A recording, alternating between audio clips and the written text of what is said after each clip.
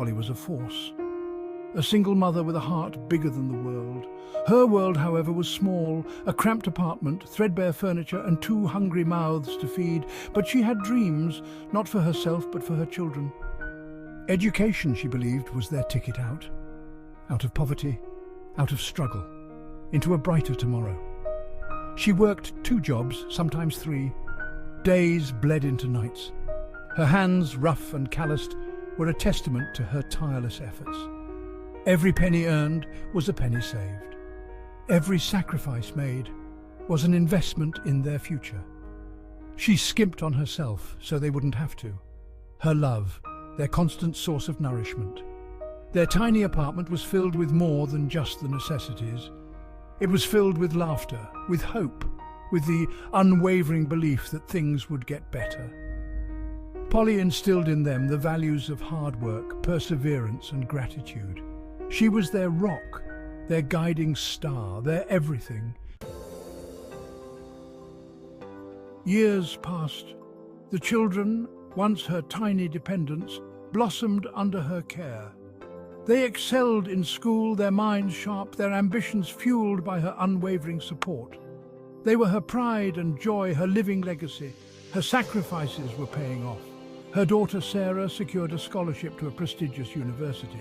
Her son David followed suit, his talent in mathematics earning him recognition and accolades. Anna couldn't have been prouder. Their success was her success, their achievements a reflection of her unwavering love. They moved out one by one to pursue their dreams. Sarah, now a lawyer, navigated the complexities of corporate law in a bustling city. David, a software engineer, thrived in the world of technology and innovation. Their lives were a far cry from the humble beginnings they had come from.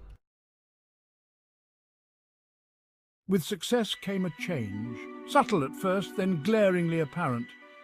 Their visits home became less frequent. Their phone calls, once filled with warmth and gratitude, now seemed hurried and obligatory. Anna noticed. Her heart ached with a familiar pang of loneliness. They seemed different. Their words, once filled with appreciation for her sacrifices, now hinted at embarrassment. They would flinch at her simple clothes, her worn-out shoes. Their conversations revolved around their busy lives, their expensive tastes, their disconnect from the world she knew. David wants to put Mum in a retirement home, she hissed into the phone. He says it's time she enjoyed her life, that she deserves better. Anna's heart sank. Was this what her sacrifices had amounted to? Pity? Anna found herself at Sarah's apartment a few days later. She had overheard their conversation, a hushed exchange filled with disdain. Sarah sighed, her voice laced with a weariness that cut Anna deeply. S2, she's so behind. She doesn't understand our world, our needs. Embarrassing. The word hung in the air, a heavy weight settling in Anna's stomach. Her children, her everything, were ashamed of her. Anna slipped out unnoticed, her heart cracking with each step. She had given them everything, sacrificed everything, and this was how they repaid her? With pity? With shame? The world spun around her, the weight of their judgment crushing her spirit. S3.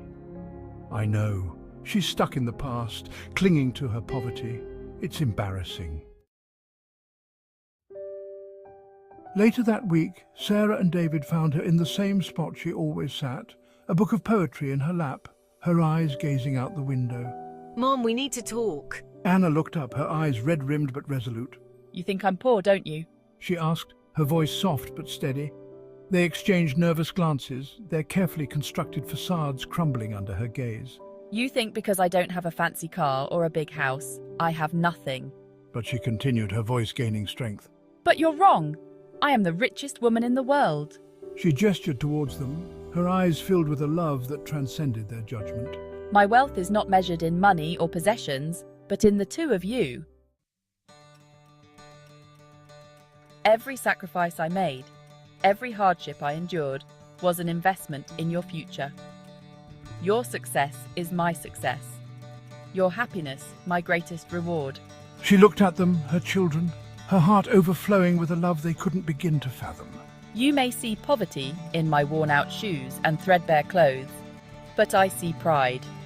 Pride in knowing that I gave you the tools to build a better life. a life I could only dream of.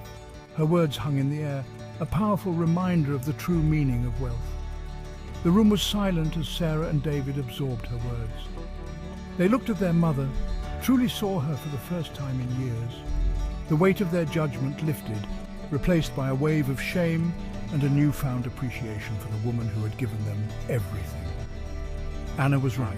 She was the richest woman in the world. Thank you for watching. If you enjoyed this story, please subscribe to our channel. This has been a production of Wordsmith International Editorial.